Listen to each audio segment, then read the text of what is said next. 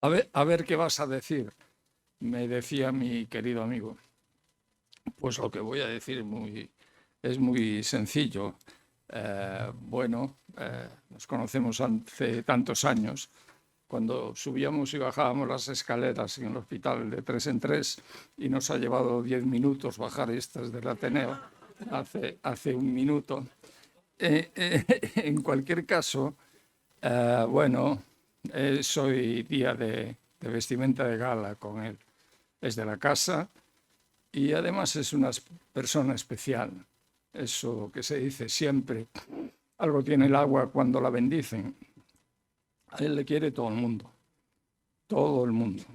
Bueno, esto está lleno y está en Madrid a la misma hora, es decir, que bien lo demuestra.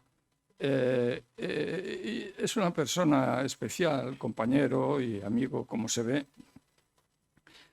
Es más amigo mío que yo de él, porque claro, con tantos, pues tiene su corazón muy partido. Pero es una persona extraordinaria, de la que habla bien hasta sus discípulos. Hace poco oí yo a un par de discípulos tuyos contarme cosas. Eh, Nos viene además, ha elegido muy bien, en mi opinión, porque ha elegido una persona y una personalidad. Hay que tener en cuenta que esas mujeres del siglo XX, de principios del siglo XX, que tanto lucharon, que tanta vejación pasaron, tantos líos tuvieron y tanta valentía y tanta mente clara, que en este caso era muy especial. Lo que pasa es que era una mente muy complicada, una mente extraordinariamente complicada. Leonor Carrington era una mujer que la complicó la vida y se complicó ella misma. Si él le dará la visión que quiera darle, que seguro que es tan brillante como siempre. Pero yo es una personalidad que siempre me llamó la atención, además de polifacética. 100.000 cosas hacía y todas bien, o al menos todas diferentes y extraordinarias. Para nosotros tuvo un significado especial porque siendo inglesa, luego fue, digamos, valida mujer o compañera de alemán, después estuvo con influencias francesas, Breton, y aquel café en el que se reunía con Dalí, con Picasso, con Miró, que quizá fue el que más le influyó. Y esa visión de nomos fantasmagórica que tanto gusta ver desde fuera y no sufrirlo, claro, porque el tipo que está dentro de ese espíritu complicado y sensible de algunas personas, que luego caen siempre en el mundo de la hipnosis o el psicoanálisis, pues es extraordinario, pero para ver desde fuera, obviamente, porque desde dentro se sufre mucho. Ella sufrió mucho y pasó por Europa en aquella época tan complicada, una gran peleadora antifascista. Después estuvo también en España, acabó en España en un psiquiátrico aquí en Santander, se escapó a Lisboa y yo creo, tú lo sabes mejor que nadie, que acabó templada de alguna manera en México. Y en México fue capaz de hacer obras sublimes, alguna es pública en la calle, y tiene una escultura en una de las plazas principales de Ciudad de México. Y era pues, escenógrafa, pintora, escultora, al fin y al cabo, pues una personalidad extraordinaria, por lo tanto, muy bien elegida por Paco. Y yo no tengo más que decir, solo decir que es un orgullo tenerte en casa y un cariño estar a tu lado. Cuando quieras.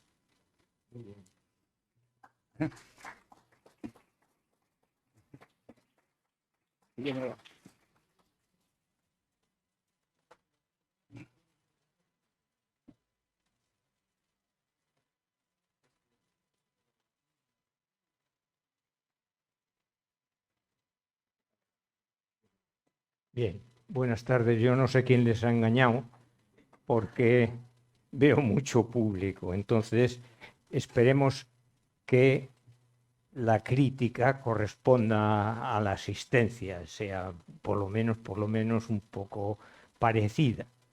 Eh, mm, Muchas gracias al compañero y hay dos o tres cosas que quería puntualizar. Uno ha dicho que hablan bien de mí los alumnos. Decía García Márquez que en Memoria de mis putas tristes, que uno de los encantos de llegar a la vejez es lo bien y lo comprometido que hablan, sobre todo las jóvenes, cuando ven que ya no tienes capacidad de respuesta. Entonces, yo me encuentro a mis alumnas por decir, pero qué guapo está usted, y coño, cuando os daba clase no me decíais eso, me lo decís ahora. Bueno, eso por un lado. Por otro lado, siempre ha sido un mal presentador, porque ha dicho que soy brillante, que no sé qué. Ahora, claro, te mete en el apuro de ser brillante y si no eres brillante, mal. Y ustedes están a la expectativa de que esto va a ser ameno y luego resulta que no, pues es un desastre. Entonces, eso no se debe hacer. ¿Eh? Muy bien. Bien, dicho esto, vamos a hablar de Leonora Carrington. Mi acercamiento a Leonora ha sido por deformación profesional. Ella estuvo aquí ingresada en un psiquiátrico, luego hablaremos del tema. Se han dicho majaderías solemnes sobre su enfermedad, sobre su ingreso, sobre su huida, que nunca la hubo. Y a mí me interesó y en virtud de ese interés, pues me puse un poco a investigar qué había, hay escrito lo que no se pueden imaginar. Ahora con el pega y copia o copia y pega y tal, pues se repiten las cosas y se repiten, como es lógico, los errores también. Yo voy a hablarles de las fuentes que he utilizado son todas estas cosas que se han escrito y sus memorias. ¿Eh? Ella escribió unas memorias que tampoco pueden ser tomadas como artículos de fe, por una razón, porque son unas memorias tardías. Ella hizo unas memorias, se perdieron y al cabo de los tiempos las amistades la empujaron y le dijeron, hombre, ¿por qué no escribes? Y entonces reescribió sus memorias, con lo cual, bueno, ya es un recuerdo del recuerdo lo que ella escribe. Y segundo, y luego lo veremos, cuando se escriben las memorias, siempre se novelan. Luego veremos lo que se pone, pero por lo menos se novelan. Se trata de escribir lo mejor posible. Y Leonora es una gran escritora, escribe muy bien y las memorias adolecen un poco de que en algún momento pues son como muy noveladas, ¿eh? Pero bueno, dicho esto, no tenemos más remedio que recurrir a ellas porque cubren una parte importante de lo que a mí me interesa, que es su estancia psiquiátrica en Santander. Vamos a ver.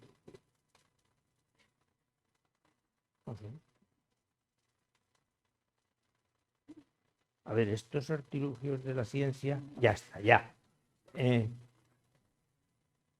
Esto es, cada uno, vamos a ver. Leonora es una gran pintora, cotizadísima, es una gran escultora, la barca de las garzas, esta, y es el cocodrilo, tiene el cocodrilo que tiene en la Ciudad de México puesto, y vamos en la calle, y tiene ella el Museo de San Luis de Potosí, que es donde ella tiene básicamente toda su obra, tiene, a juicio mío, yo no he estado allí, pero hoy día ya lo ves todo por todos los sitios, tiene una cantidad de esculturas que a mí me gustan, a mí personalmente me gustan y me impactan más que sus propias pinturas. Tiene alguna escultura un tanto mefistofélica que son inquietantes, son además de bonitas. Bien, ella, como digo, es escultora, es pintora, y yo lo que voy a hacer hoy aquí es, primero, exponer su biografía, una biografía apasionante. Bueno, la biografía de cualquiera de nosotros puede ser apasionante, ¿no? Pero la de esta mujer es movida y apasionante. Luego voy a hablar de lo que son los delirios. Algunas de estas cosas son heréticas, quiero decir que yo digo lo que a mí me parece. Entonces, si aquí hay psiquiatras, que hay alguno, pues estarán en contra y ya lo dirán, ¿eh? Yo digo lo que yo pienso. Luego vamos a hablar de las fuentes, de su estancia aquí, que es un poco, en definitiva, lo que a mí me interesó, y cómo se fue creando el delirio en esta mujer a través del tiempo, desde que tiene sus primeros conflictos en Francia. Y finalmente vamos a hacer una breve referencia a los diagnósticos que se han dado sobre los cuadros que ella tuvo y lo que yo pienso de esos diagnósticos. Dicho esto, vamos a empezar por la biografía. Ella nace en el noroeste inglés. Ustedes cogen el mapa de Inglaterra y en el noroeste nace una familia muy bien acomodada. Cuando digo muy bien, digo muy y bien, las dos cosas, y luego veremos que fruto de esa riqueza, pues ella disfruta de muchísimas cosas. Y desde chiquitita es una persona inquieta, rebelde y fantasiosa, ¿eh? A los 9 años la expulsan del colegio. Está en un colegio, en un internado, en Chelmsford, cerca de Londres.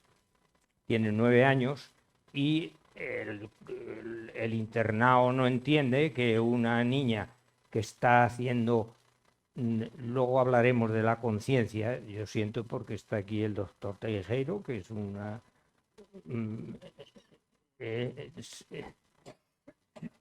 persona relevante en el tema y me avergüenza hablar de ello, pero bueno, me ayudará.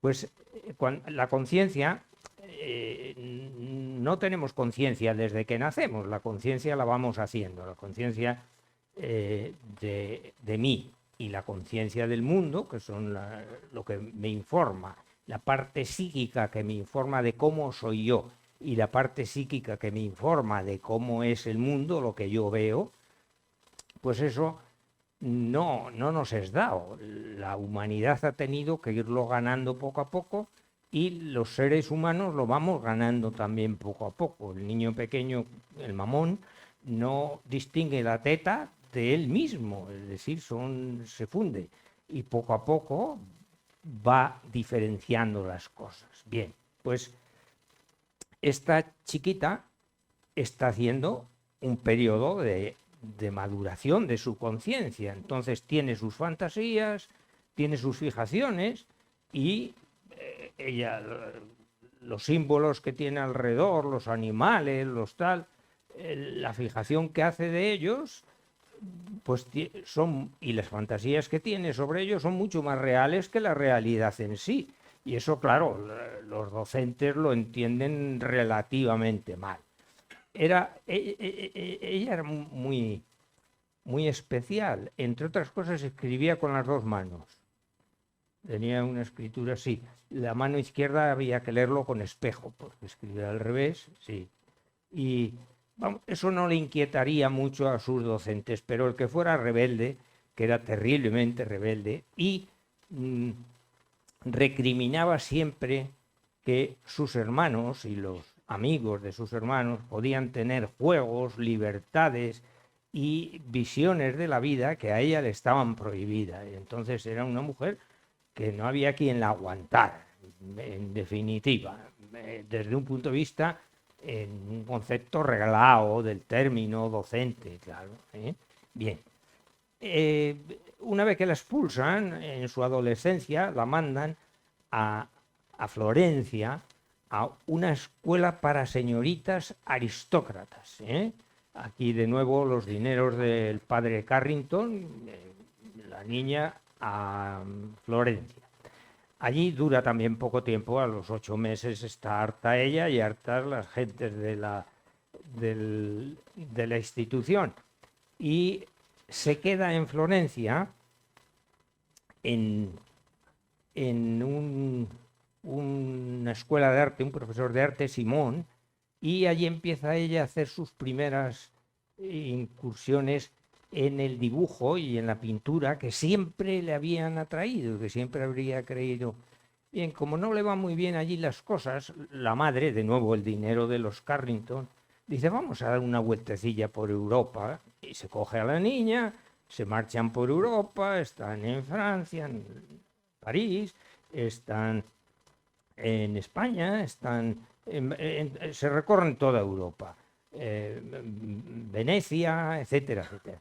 Y de todo este recorrido, a Leonora lo que más le preocupa y más le apetece y más le inquieta son los museos.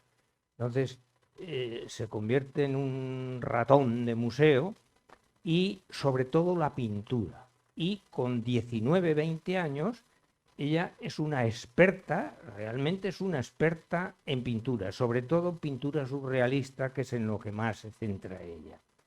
Bien, a los 19 años ya la familia cede un poco y dice, bueno, pues si quiere pintar, que pinte. Y entonces, en el mismo Londres hay una academia, Ozenfant, y entra allí. El tal Ozenfant era un ogro, según tengo entendido, digo, en el sentido que era una persona disciplinada, rígida, y que machacaba a sus alumnos de una manera disciplinada y rígida. Bueno, pues Leonor allí aguanta porque le gustaba lo que estaba haciendo. Y ya aquí, ella ya empieza a... Bueno, su pintura siempre tiene, desde su inicio, siempre tiene unas características personales de ella, pero ya se va inclinando por el dadaísmo y sobre todo por el surrealismo. En principio le va un poco mejor el dadaísmo. El dadaísmo es parecido al surrealismo, pero es más iconoclasta, es más destructor.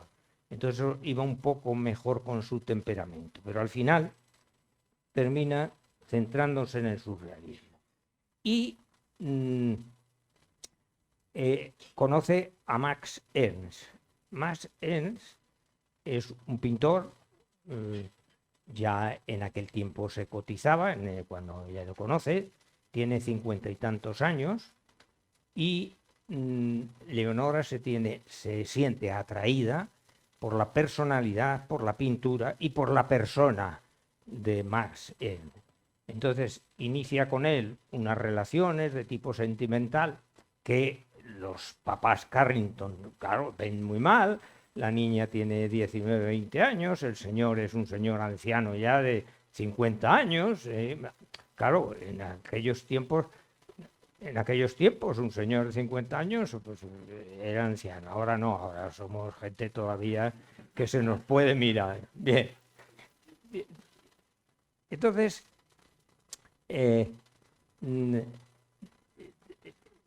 detrás de Max Ernst se marcha a París con la oposición de sus padres, de quien sea, pone la manta a la cabeza y se larga. Y establece con él estaba casado y tenía un hijo, pero bueno, establece con él una relación apasionada y finalmente se marchan los dos, después de reñir, de separarse de su mujer, se marchan a San Martín d'Ardèche. San Martín d'Ardèche es un pueblecito que está en el sureste francés, en la zona del Ródano, que recibe el apellido del río que pasa por allí, que es Ardèche, y es un pueblecito relativamente pequeño, y se instalan. De nuevo, el dinero Carrington, va la madre a visitarla. El padre no volvió a visitarla, ¿eh? El padre la expulsó del seno familiar y dijo, no te volveré a ver, y cumplió su palabra, se murió sin verla. La madre no, la madre fue a San Martín de Reig, le dio dinero para que compraran la casa y unas viñas alrededor, y allí están hasta el año 39, en que, bueno, ella sigue un poco tiempo más, en que empiezan las inseguridades.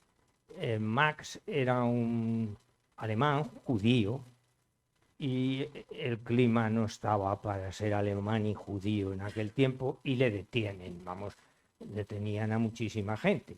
Pero además de ser alemán y judío, pertenecía al núcleo de tipo surrealista, y los surrealistas eran gente, hombre, un poco zascandil, y un poco posicionista, y un poco peleones. Entonces le detienen. Al detenerle, Leonora empieza a vivir una situación de miedo. Miedo por varias cosas. Miedo porque se queda sola. Miedo porque teme que la denuncien y también la detengan a ella. Y en estas circunstancias de gran ansiedad y de gran preocupación, la visita una amiga suya, Catherine Yarro, que se va a venir a España. Y le dice, vente conmigo, que esto se está poniendo muy feo. Entonces ella, por las presiones de Catherine y porque creía que desde aquí ella podía conseguir un salvoconducto para liberar a más del campo de...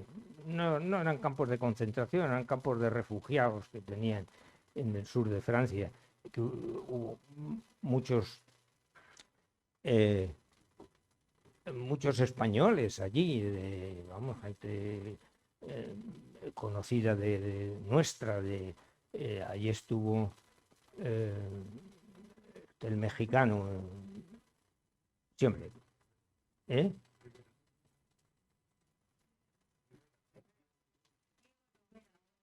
No, pero no.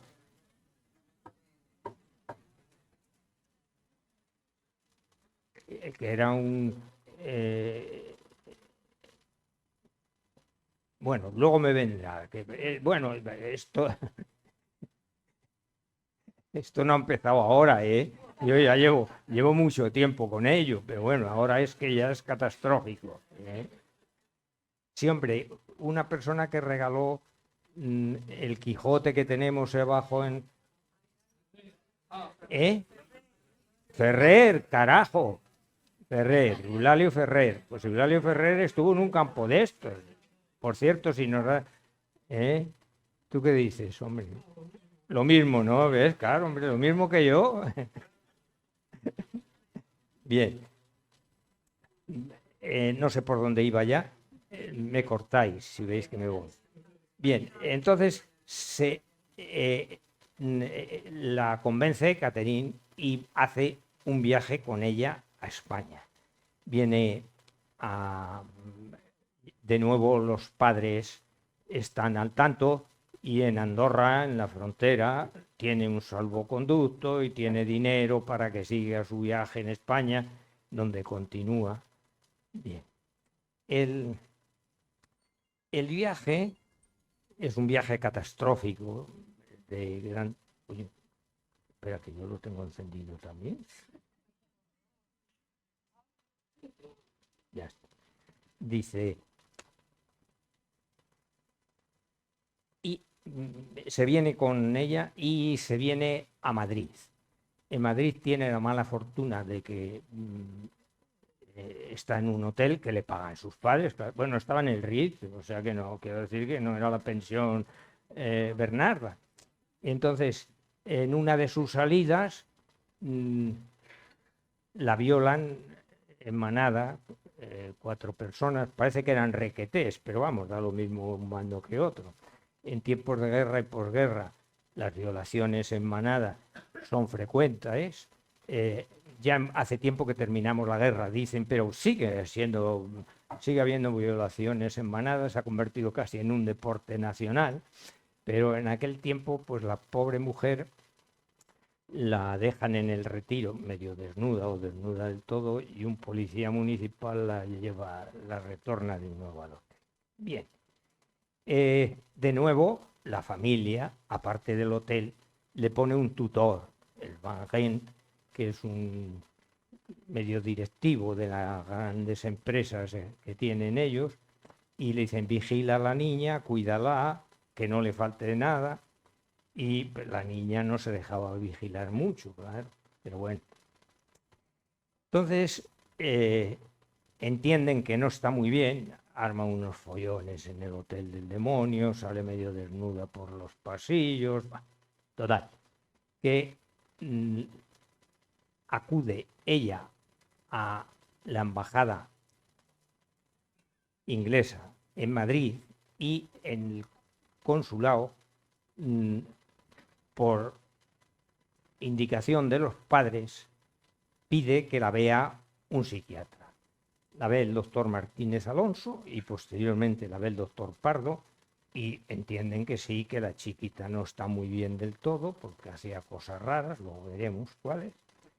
Y del Hotel Ritz, que ya no la pueden tener más, pasa a una residencia de tipo religioso, vamos, manejada por religiosos, que la tienen 3 días y medio porque tampoco la pueden aguantar, y de allí, sedada con luminal, eso lo dice ella misma, es trasladada a Santander, al sanatorio del doctor Morales, ahora que entonces era la clínica Peñacastillo.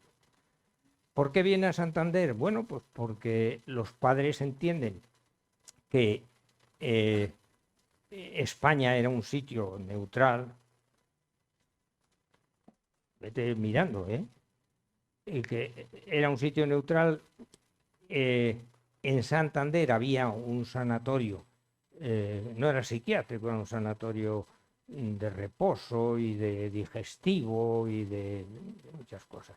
Pero un edificio magnífico, de cuento de hadas, luego hablaremos del edificio. Y Luis Morales, el hijo, había hecho sus estudios o había completado sus estudios médicos en Alemania. Tener los estudios hechos en Alemania pues, era un signo de garantía. Entonces entienden que la dislocada y extraña mujer pues era un buen sitio para ser tratada. Y la traen a Santander. Viene acompañada. Ella en ningún momento estuvo abandonada, esta mujer que dice, se escapó. La llevaron en el sanatorio tenía una enfermera para ella, no sé cuántos, que chapurreaba un poco alemán y estaba dedicada a ella, y luego vino la que fue su cuidadora de infancia, que la mandaron los padres aquí para que estuviera con ella, o sea, que estaba en el sanatorio. De nuevo, la economía que hay que tener para mantener eso. Bien, este es el sanatorio, el antiguo sanatorio del doctor Morales, Peñacastillo, que se llamaba, que ha desaparecido, claro. Entonces era un edificio precioso, inquietante. Yo pienso que parte de sus sistemas delirantes tuvieron que ver, ella lo describe, que sube por una escalera, se encuentra con una cosa medio gótica allí y tal, entonces no debía ser el sitio más... Bien. De Santander, en Santander estuvo 6 meses, más o menos, 6 meses y pico. Y es dada de alta, la gente dice se fugó, no se fugó. Fue dada de alta, ella tenía un primo médico, doctor Gil, al primo le cuenta lo mal que lo está pasando, las barbaridades que le hacen, y el primo dice, no te preocupes, que me encargo de que te vayas a Madrid. Y entonces la mandan a Madrid. con una intención, que es que de allí fuera a Sudáfrica, a un sanatorio magnífico que le habían encontrado de nuevo. Entonces, antes se me ha olvidado, estando en el hotel, ella se contacta con varias gentes y entre otras personas que contacta es con Leduc. Leduc era un poeta que luego se casó con ella, ahora lo vemos, y le cuenta lo mal que está viviendo, las inquietudes que está pasando, y le dice, mira, nos vemos en la embajada de Lisboa, como vas a tener que ir a Lisboa para seguir viaje al otro lado, en la embajada de Lisboa me buscas y ya está. Él era, me parece que era segundo cónsul en la embajada de Lisboa. Bien, entonces contrae matrimonio con Leduc. Dicen, y parece cierto, que el matrimonio fue un matrimonio de conveniencia. Ella se libraba del yugo familiar y él, pues, yo no sé qué ganaría o qué intenciones, lo que fuere. Total, se casan, se van a México, están allí muy poquitín tiempo, de México se van a Nueva York, están en Nueva York un año y al año retornan ya a México, donde ella se instala y donde muere definitivamente, murió a los 94 años. Bien, entonces en México establece una relación definitiva con Emérico Weich, se separa de Leduc y Emérico la enamora porque le cuenta su historia. Entonces Emérico es el fotógrafo que hizo todas las rutas de todas las guerras que proliferaron por Europa junto a Capa. Capa, el fotógrafo de las guerras, pues Emérico era compañero de Capa. Compañero. Aparecieron los dos merluzos en Berlín sin un céntimo en bicicleta, en un momento en que la gente olía a judíos según pasaba por ahí, vamos. Entonces los apañaron enseguida y se escaparon. De allí se fueron a París, que bueno, era un sitio un poquitín mejor. Y luego le cogen prisionero, está en un campo de concentración en Marruecos, de allí se escapa, total. Que es una vida tan apasionante y tan triste al mismo tiempo, porque él era huérfano y las pasó canutas, que ella se enamora y establece una relación definitiva ya. Tiene con él sus dos hijos, Guillermo y Pablo, y se establecen en México y tiene una vida familiar, bueno, relativamente estable, y contactan con los medios surrealistas, culturales y sociopolíticos del momento. Allí ella ya profundiza en el surrealismo. Como el surrealismo se basa en las producciones que elabora en nosotros nuestro subconsciente, ella hace sus ejercicios para llegar a ese subconsciente. Entonces, estudia la cábala, el tarot, movimientos oraculares de tipo chino, indio, etcétera, etcétera.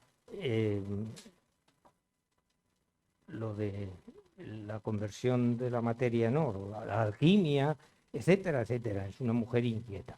Parte de estas cosas que toca las prueba. Entonces, una sustancia para poner más a flote el inconsciente, pues seguro, seguro no, está documentado.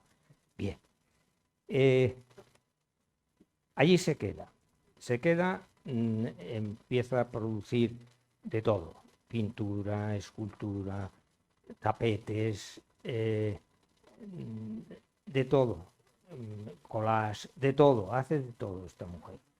Y le queda tiempo para tener una vida social intensa y peleona. Es una feminista, tiene dos amigas, Remedios Varo y Cati Horna, que son dos feministas universales, y ella es una defensora de la libertad de la mujer, pero vivida en carne, ¿eh? Quiero decir que no es feminista de escaparate y pancarta, es feminista de vivirlo, ¿eh? Lo fue. Una vez que se instala en México, solo hace dos salidas, una para ver a su madre, que una vez viene al Reino Unido, y otra que los hijos estaban en unas revueltas que había habido de tipo estudiantil, ella tiene gran inquietud, aquellas cosas no le entusiasman mucho, y entonces decide irse una temporada a Estados Unidos.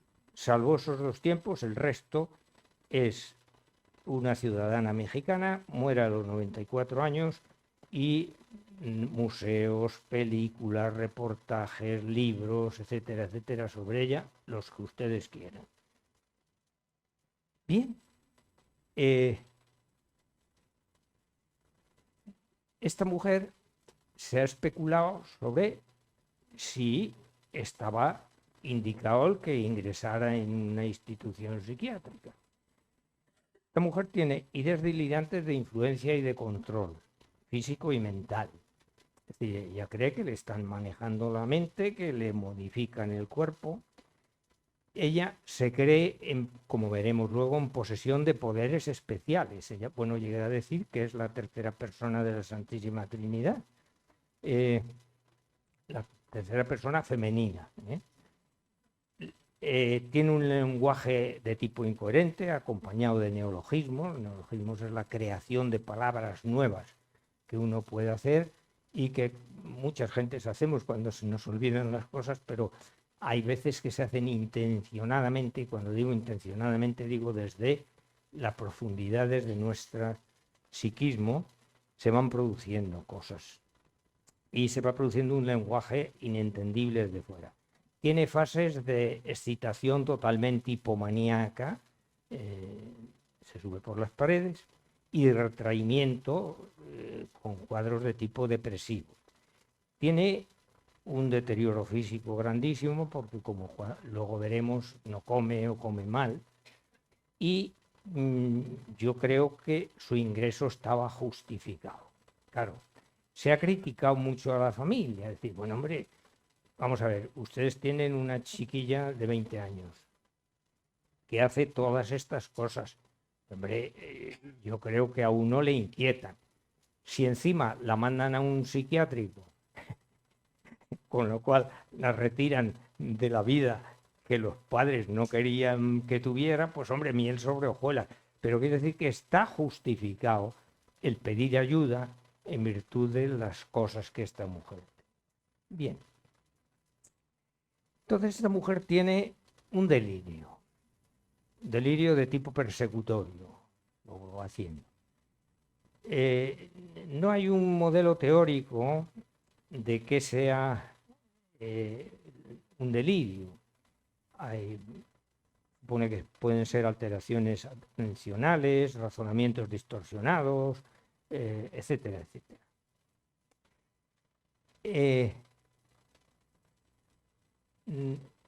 A mí, y esto es mío, me gusta entender que el delirio simplemente es una conciencia distinta de la que tenías hace un momento, o hace unos meses.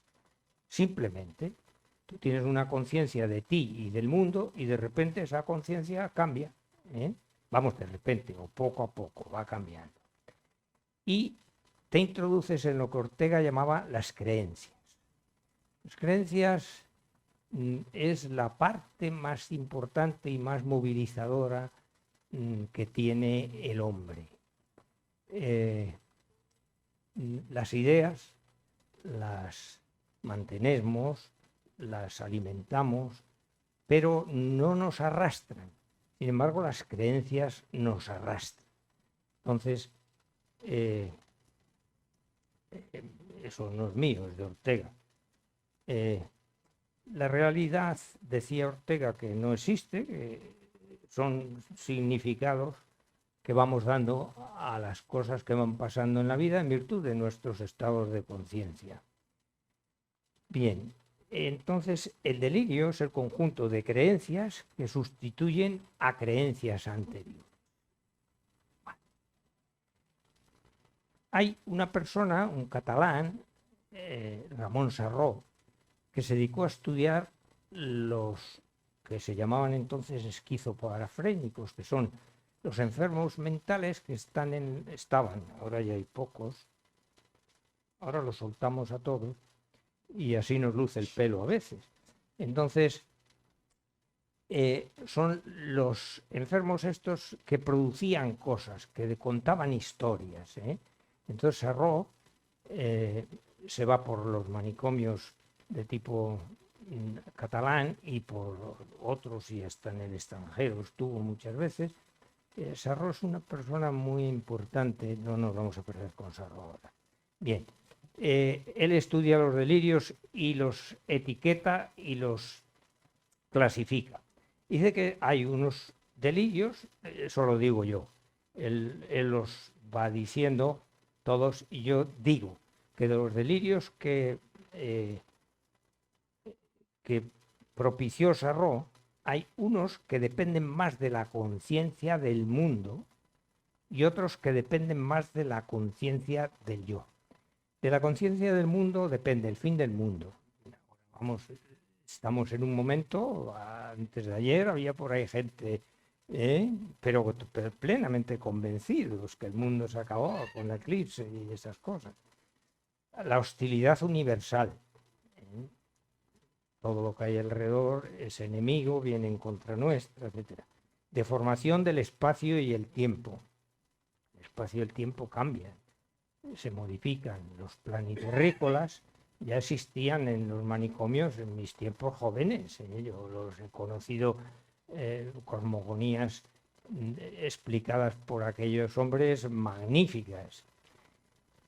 La existencia de seres fantásticos, extraterrestres o no, transformaciones de tipo simbólico, etc. Y luego hay unos delirios dependientes de la conciencia del yo, que son la mesianidad, es decir, yo puedo redimir el mundo, la divinización, que es un paso más alto todavía, la muerte reversible, puedo morir y puedo volver. Perdón, no estoy hablando de creencias, en el sentido religioso. La gente puede creer perfectamente que uno muere y luego resucita. Yo estoy hablando de personas que, hablando como estoy hablando yo ahora, dicen, pues yo he muerto y he venido y luego me voy a morir y resucito. Bien. Pluralidad diacrónica y sincrónica de egos, que mi yo esté aquí y en otro sitio. El otro día lo dije y se me olvidó y se me ha vuelto a olvidar. Había una monja, la monja de azul, que nos estuvo, el obispo estuvo hablando aquí de ella, el obispo anterior que tuvimos, era de Soria, esta mujer, y estaba en España y al mismo tiempo estaba predicando en Hispanoamérica. Desdoblamiento del ser, esas cosas. Ustedes podrán creer o no creer, pero eso es así. Bien. Metamorfosis de la corporeidad, es decir, que mi yo vaya cambiando de una manera extraña. Bien. Y hay un delirio que depende de la conciencia del yo y de la conciencia del mundo, que es el etnogeocentrismo. El etnogeocentrismo es la convicción delirante de que el sitio donde yo he nacido es poco menos que el centro del universo y todos los que hemos nacido ahí, hemos tenido la suerte de nacer ahí, pues somos distintos, bueno, distintos por supuesto, mejores y superiores al resto del universo. Esta es la base sobre la que asientan los nacionalismos, los nacionalsocialismos, los nacionalismos normales. Entonces, ¿qué sucede? Bueno, que esto que en principio no es malo, hasta que llega el morir. Dice, se puede morir por ello, vale. Pero lo que pasa es que dice morir y matar, ya, coño, ya me la has liado, eso no. Si solo es morir, bueno, pues cada uno que crea lo que le dé la gana, pero claro, si ya es morir y matar, bien. Entonces, esto los políticos se lo saben muy bien, adornan a esto con banderas, con tótemes, con himnos, con tal, y ahí nacen los nacionalsocialismos y nacen los regionalismos a ultranza. Bien, digo que para centrarme, se nos va acabando el tiempo, abreviaré, para centrarme en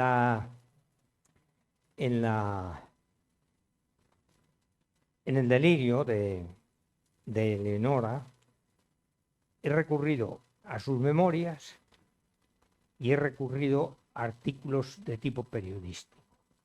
Sus memorias, ya dije antes que fueron un refrito de otras que había hecho. Y en las memorias el problema es que no se pone, si uno es muy sincero, pones parte de lo oculto, de tu personalidad, si eres muy sincero. Y parte de lo evidente, porque lo evidente, como lo ves tú y lo ven los otros, pues tampoco tienes por qué ocultarlo. Pero claro, en unas memorias es imposible poner el ciego, la parte ciega, que es desconocida para uno, aunque a veces los que están alrededor lo conocen, y la parte desconocida, que es desconocida para uno y para los otros. Eso no se puede poner en las memorias, por lo tanto, toda memoria es un documento cojo, pero hay que agarrarse a ello. Segundo, son noveladas, ya lo dije antes, y ella escribe muy bien. Ahí puesto al empezar, tienen varias publicaciones.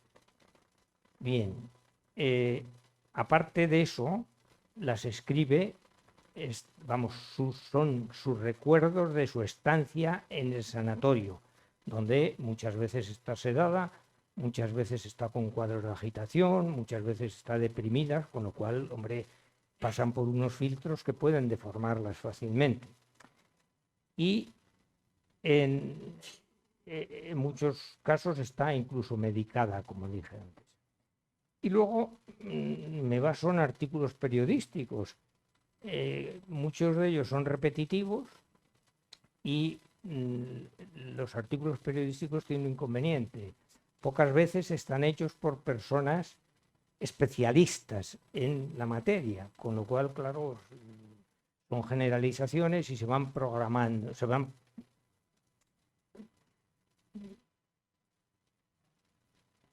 bien. ¿Cómo se crea el delirio de esta mujer? Detienen a Max y entonces ella empieza a tener unos temores reales. A este la han detenido, dentro poco vendrán a por mí. Este temor de que te pueden detener es compartido por el medio. Es decir, todos los judíos, todos los alemanes que había por allí sueltos, desde cuidado. Ella, además, después que detienen a Max, y lo dice luego, lo leeremos en su memoria, tiene una alimentación totalmente anárquica. Vamos, no solo que tengan una alimentación anárquica, se estuvo purgando varios días, porque entendía que tenía que purgarse. Tiene el temor a nuevas delaciones. Cuando el enemigo aprieta, las gentes aguantamos hasta cierto momento, pero si no, dices, ¿a qué? Hay deserciones en los grupos. Cuando hay problemas fuera, pues se te van marchando amigos y conocidos. Y empieza a haber noticias, rumores, que unas veces son ciertos, otras veces no son ciertos, pero no alimentan el temor que ella tenía.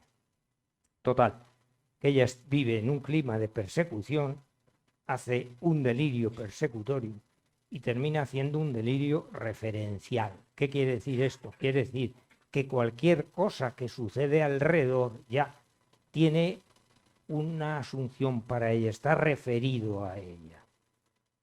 Bien, vamos a leer muy poquitín. Ansiedad y constante temor persecutor. Muy poquitín, ¿eh?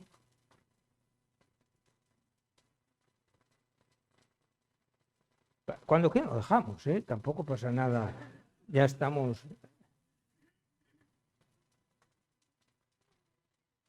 Vamos, esto escribe ella, dice, estuve llorando varias horas en el pueblo, en el sur de Francia. Luego volví a mi casa, donde me pasé 24 horas provocándome vómitos con agua de azahar. Primero quería limpiarme yo misma y luego ir más allá. Mi estómago era el lugar donde sentaba la sociedad, no la suciedad, la sociedad. O sea, ella entiende que dentro de ella tiene la comunidad. Pero también el punto por donde unía con todos los elementos de la tierra. Era el espejo de la tierra, cuyo reflejo es tan real como la persona reflejada. Tenía que eliminar de este espejo, mi estómago, las espesas capas de suciedad, las fórmulas afectadas que lo empañaban a fin de que reflejase clara y fielmente la tierra. Cuando digo la tierra, me refiero, como es natural, a todas las tierras, estrellas, soles del cielo que hay sobre la tierra, así como a todas las estrellas, soles y tierras del sistema solar de los microbios. Ahí queda eso.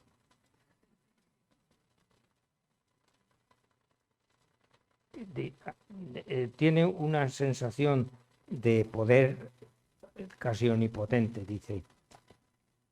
En mis vides asombraba a los campesinos con mi fuerza. Tenía una fuerza física como no había experimentado antes. Ella debió pasar las canutas trabajando, es decir, porque como no se cansaba. Bien.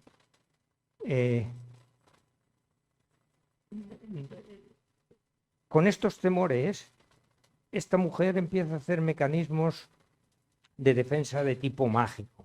Ella estaba muy entrenada en las fantasías infantiles.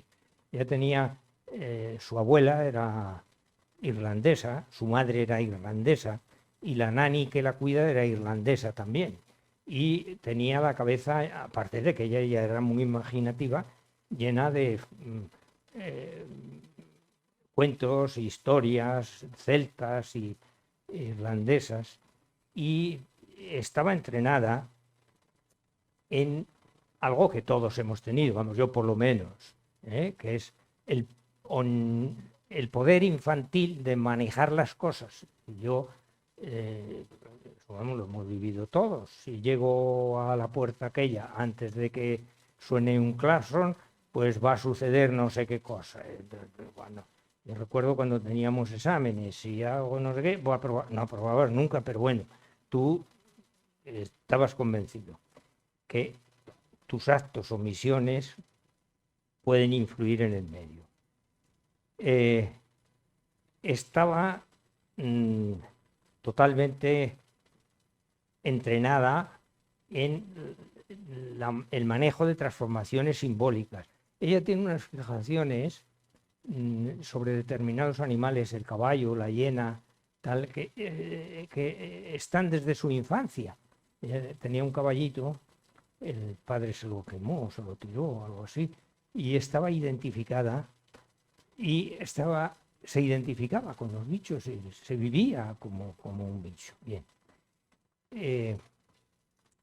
Entonces digo que estaba muy entrenada y hace una metamorfosis de su corporeidad en virtud de estos entrenamientos.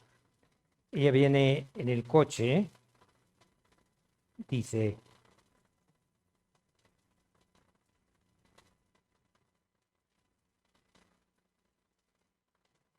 en el coche dice, y se agarrota al freno, dice, le dice la compañera, dice, se ha agarrotado al freno, dice, a mí también me tenía agarrotada por dentro esas fuerzas ajenas en mi voluntad consciente que paralizaban el mecanismo del coche. O sea, se paraliza el coche y se paraliza ella por dentro. Este fue el primer paso de mi identificación con el mundo exterior. Yo era el coche. El coche se había agarrotado por mi culpa, porque yo a mi vez me había agarrotado. Identificación con las cosas. Vamos a ver. Ella se considera con poderes especiales. Vamos, por si esto que hemos dicho no lo fuera. Más. Dice, la conclusión lógica de esta idea es denunciar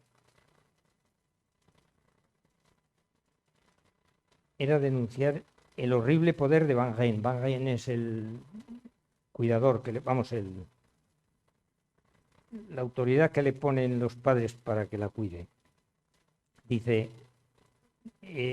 a las autoridades. Y luego, dice, el horrible poder de Van Gogh a las autoridades y luego proceder a liberar Madrid. Dice, me parecía que la mejor solución era contribuir a que se estableciese un acuerdo entre España e Inglaterra, así que llamé a la embajada británica y fui a visitar al cónsul.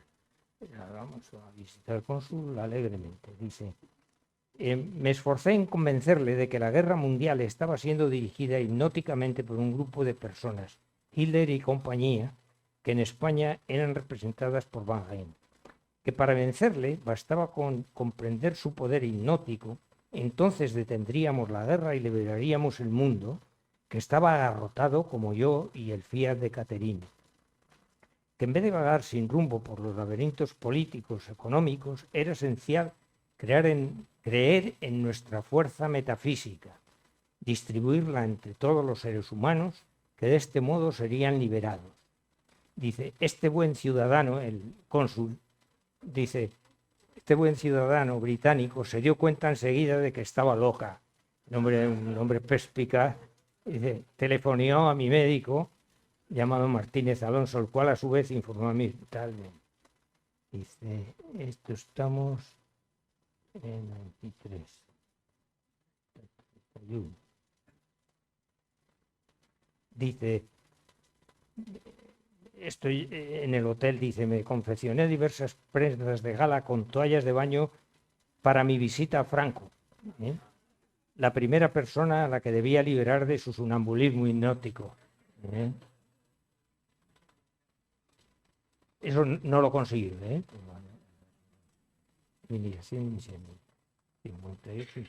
Bueno, no les cuento más.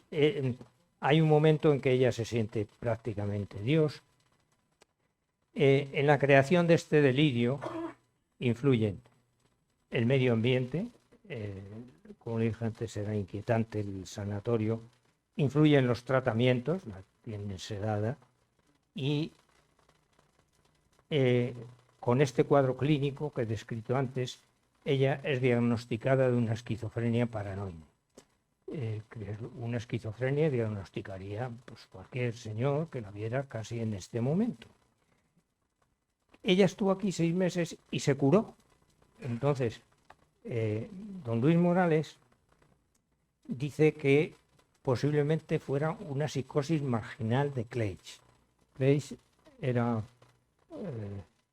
un psiquiatra que describió este cuadro, que era un cuadro mixto entre la esquizofrenia y la psicosis maníaco-depresiva, y que consistía en que era un cuadro que solía producirse una vez y que la gente se curaba de él. Como se curó, bien. Se han dado más diagnósticos de esta mujer. A nivel local, en nuestro propio medio, Rafael Manrique Solana, que tiene mi apellido pero que no es nada mío, bueno, fue alumno, o sea que no es poco. En mayo del 21 diagnostica el cuadro de una psicosis cicloide, que es una psicosis maníaco-depresiva, primo carnal de lo que se ha dicho antes. En el 23, en octubre del 23, otro que fue alumno mío, no sé qué le pasa a mis pobres alumnos, se dedican a cosas muy raras, diagnostica el asunto de un trastorno psicótico agudo, Y en el ámbito nacional también se han emitido opiniones. En una exposición que hace Mafre desde febrero a mayo del 23, magnífica exposición, García Bernardo pronuncia una conferencia documentadísima, vamos, lo que yo he dicho es agua bendita, y dice que, hombre, que los diagnósticos, y es cierto, dependen mucho de las tendencias científicas de las escuelas a las que pertenece el psiquiatra, y pone reparos para aceptar que tuviera una psicosis única sin que luego hubiera habido ningún otro trastorno. Bien, yo creo que no sé si es necesario, ya termino, no sé si es necesario llegar a un diagnóstico o no, si hay una necesidad de ingenio. Los diagnósticos en un principio no los hicimos los psiquiatras. Cuando en el siglo XV, en la Edad Media, se cierran los leprosarios, desaparece la lepra y había unos edificios magníficos en piedra y entonces no saben en qué ocuparlos y dicen, bueno, vamos a meter allí, y meten allí todo el desecho social que se encuentran. Prostitutas, pobres, lisiados y locos. Los locos también entran ahí. Delincuentes y locos. Y allí entran, no se sabe por qué entran, no se sabe cuándo van a salir, y los llevaba la familia y los ingresaba el alguacil, es decir, una persona con poder civil, pero no había médicos. Empiezan a entrar los médicos, bueno, de los leprosarios se van escapando las gentes, claro.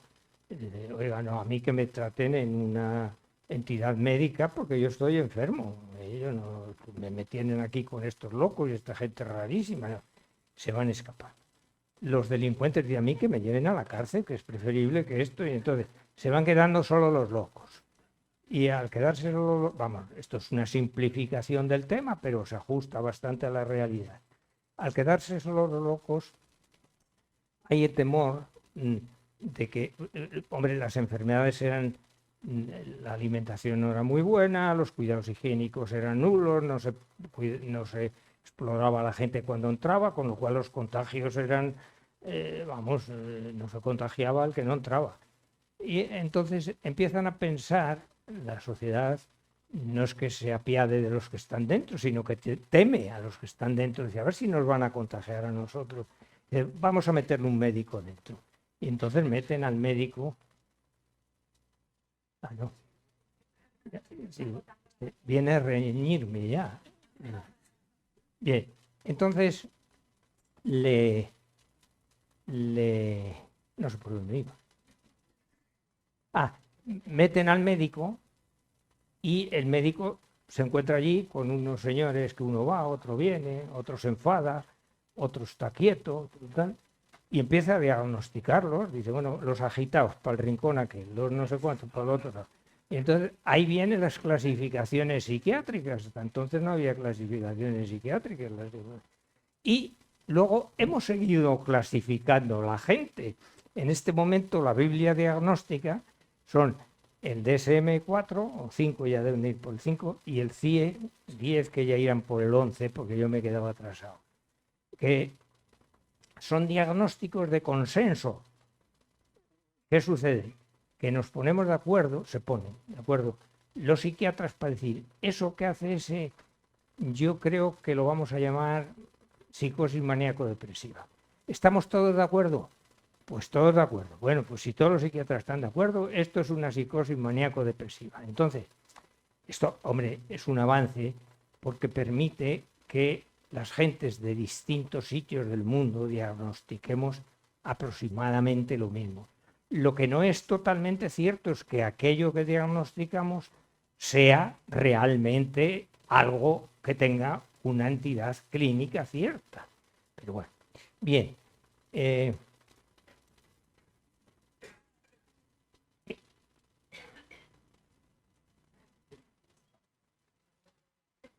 Bien, digo que yo no recurriría casi a un diagnóstico. A mí me parece que esta mujer lo que tuvo fue una mutación de sus creencias, un cambio en sus creencias, y que hizo un delirio. Ella tiene una frase que le dijo a Varo, yo creo que fue. Dice, yo no hago las cosas, me suceden. Una definición muy importante de lo que puede ser la vida de una persona. Entonces, con esto ya está, venga, vámonos, que ustedes tendrán que desayunar casi.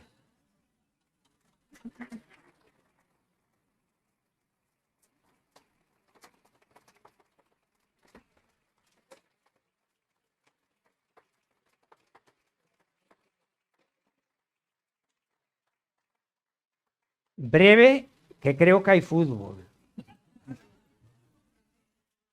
Bueno, tal y como era la promesa, brillante y amena. Así que comienzan las preguntas, cuando ustedes quieran. Sí. Ha dicho antes que se curó de las enfermedades que tenía. Me imagino que sería con medicación, a causa de la medicación. Y luego le quería preguntar también si se sometió alguna vez al psicoanálisis, teniendo en cuenta que la época coincidiría con Freud, ¿no? Más o menos. Sí, bueno, ella fue tratada aquí, le dieron choques cardiazólicos, que se ha especulado sobre la barbaridad que eso supone. En aquel momento es lo que había. Vamos a ver, hasta el año 50 y tantos no aparecen los neurolépticos en clínica. Entonces, ¿qué pasa? Que no había medicamentos para tratar a los enfermos mentales. Entonces, se les sedaba con mudo, con luminal, con tal, y se les sometía a los tratamientos que en aquel entonces se entendía que podían servir. Entonces, los choques cardiazólicos, digo, Meduna, empezaban entonces. Es decir, que el tratamiento que ella tuvo aquí, la gente lo puede achacar de bárbaro, pero fue lo que había en aquel momento. Y sí que fue tratada. Yo no sé si el tratamiento la curó o no la curó. Yo no sé si luego ella ha tenido más episodios, por lo menos quejarse de estar triste y de estar mal sí que lo hay. Y ella en México se trató con, a ver, por mi memoria, pero lo tengo escrito.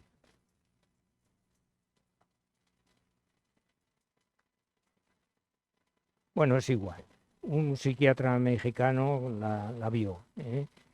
Y ella tuvo muchísima ayuda. En psiquiatría muchas veces ayuda más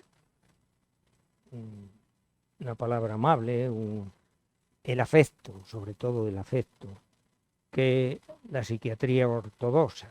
Y ella tuvo un apoyo terrible en Katy y en Remedios Varo, que eran dos feministas, amigas de ella, y ella con ellas compartió sus tristezas, hubo momentos que vivió muy mal. El exilio debe ser una cosa terrible. Y ella, una vida entera en México, viniendo donde venía, no lo pasó bien. Entonces, luego tuvo sus crisis de tipo afectivo, sentimental, tuvo alguna relación más de tipo amoroso por el camino, y en todas estas cuitas y desdichas y tal, pues solía acudir a sus amigas. Sus amigas fueron fundamentales en su vida. Sí. Lo saben Bueno. todo. Bueno, pues quizá para finalizar, hablaste del mundo celta en un instante cuando finalizabas ese mundo fantasmagórico tan usual en Irlanda y en la cornisa. Pero yo he visto, ella desde luego debía de ser guapa porque tenía una cantidad de hombres a su alrededor tremenda, que al final pasaron por su vida pues media docena, ¿no? Y ella, en ese mundo fantasmagórico, estuvo muy influida por cada uno de ellos, muy feminista, pero muy influida, porque uno de ellos, que desconozco, no recuerdo si es Max Ernst u otro de esos amantes o maridos, le colocó una imagen celta o celtíbera que aparece en casi todo. A mí es que hay alguna cosa de ella que me encanta, pues eso del mundo de los mayas y esas figuras fantasmagóricas que ella pintaba. Pero el mundo celta, en ese sentido, tuvo una influencia en ese tipo y ese tipo tuvo la influencia en ella, supongo. ¿Qué interviene ese mundo en el surrealismo que ella interpreta? Bueno, vamos a ver, ella tiene efectivamente los orígenes de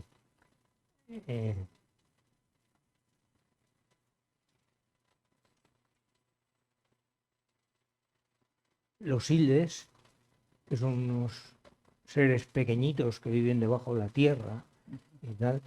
Ella, vamos, desde chiquitita creía piel juntillas en ese tipo de cosas, en eso y en muchísimas cosas más. Entonces me preguntabas qué influencia tuvieron. Las personas que tuvo alrededor siempre fueron machistas, que es lo que suele haber casi siempre. Sí, Y en los medios surrealistas más. El Bretón era un machista soberano. Yo no tengo datos, pero estoy seguro. Él hacía escribir a la gente la escritura automática. Esta mujer que escribía con las dos manos, estoy convencido que la tendría allí tiempo. Ella se lo sacudió alegremente de encima, y desde Bretón al último mono del grupo surrealista intentaron catequizarla en el sentido de tenerla un poco como diosa, como mito. Nunca se dejó. Ella fue siempre una persona independiente y estuvo con quien quiso y cuando quiso. Sí. Muy bien. A lo mejor está bien para finalizar. Sí. Muchas gracias.